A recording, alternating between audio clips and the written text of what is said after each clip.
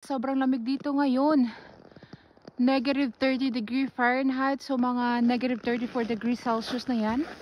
At kung makikita nyo, ang araw ay sumisikat lang sa ibabaw ng mga puno. Mag alas 12 pala dito ng tanghali. At ganito kaliwanag dito ngayon. Ngayon ay December 29. Nakot na naman kami ng kahoy. Yan, naka holiday off pa. Next week pa yung balik sa trabaho. Kaya ito yung trabaho niya ngayon. Nakot ng kahoy. Right, babe? Oo. Lamig. Lamig, oo.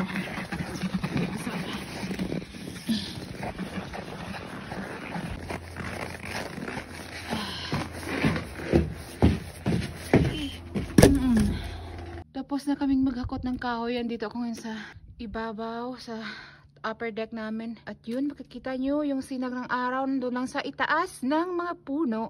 Kahit na mag alas 12 na dito ng tanghali. Ang ganda tingnan ng mga ibabaw ng mga puno. Nag-glow up sila. Yan. Yan. Stay warm sa mga nasa Alaska. Malamig yung week ngayon. Bye-bye!